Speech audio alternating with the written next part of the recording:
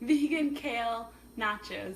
And so I wanted to start out, I've got my kale in the oven. I'm going to be making kale meals for the next 3 days because I bought a ton of kale that I need to eat. So tonight is going to be the first night and we're going to be doing kale chips with vegan nacho toppings. So I've got the kale in the oven at 400 and we cook it for about 15 minutes and that's going. And so now, vegan means no meat, no dairy, right? And so naturally I don't do any dairy because of my food allergy.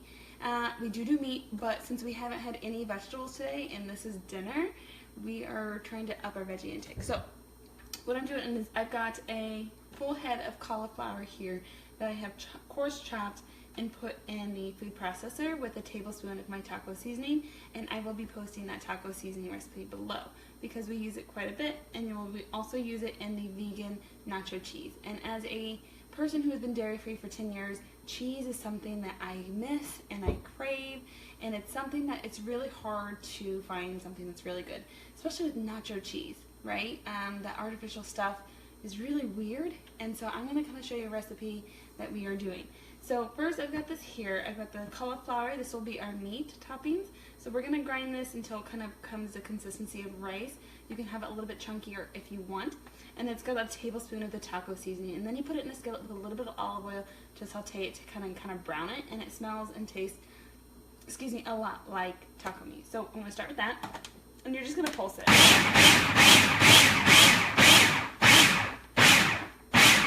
And there it is. So it looks like ground beef, and I'm going to saute that next. Now, to finish up the nacho cheese, which I'm really excited to share with you guys, it's a cashew butter. And if you're wondering, where the heck do you find cashew butter? My favorite store, Aldi, right? Cashew butter. So it's a 3/4 cups of cashew butter.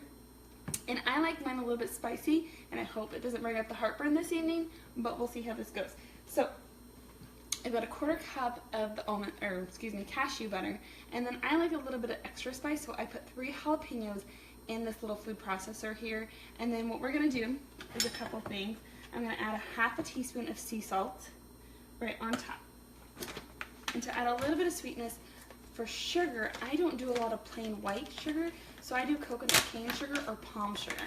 And you can do up to a teaspoon, and to kind of balance out that spiciness, I'm going to go ahead and put a whole teaspoon in there, okay? The other thing is, again, that taco seasoning, right? You can make a big batch of it and kind of make it in advance, and it calls for a whole tablespoon, yet again. So it adds just a little bit of that smoky spiciness to it, because I use smoked paprika, and it's really good. So I've got that there. Then you do the juice of 1 lime. And let me tell you, the artificial lime juice in the bottle gives a weird taste to a lot of different things. So I like to buy my limes and lemons fresh, and then I use a lemon squeezer, and it just kind of goes right into my dishes. Otherwise, I'm squeezing, I'm trying to retain all the juice, and this is just the fastest way that I have found to do my limes and lemons. So I've got that there. I've got the juice of my lime.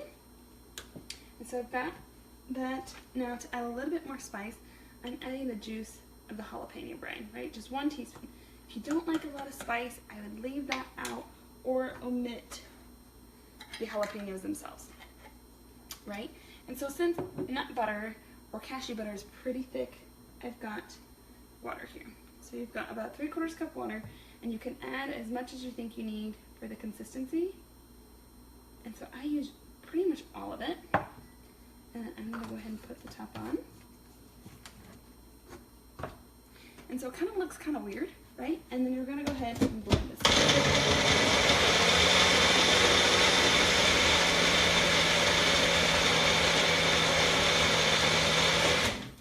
And since the almond or nut butter is at the bottom,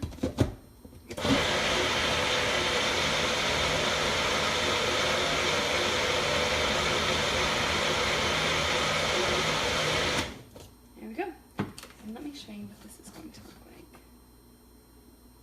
And you can like yours a little bit thicker, then you don't have to add as much water if you want it a little bit more thin. So it's got this kind of spicy, kind of nacho cheese texture.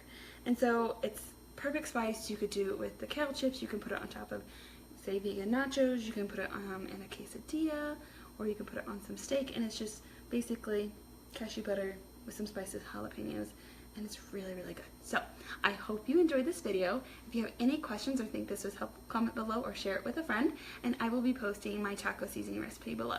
So I hope you have a good night, and I'll talk to you guys later.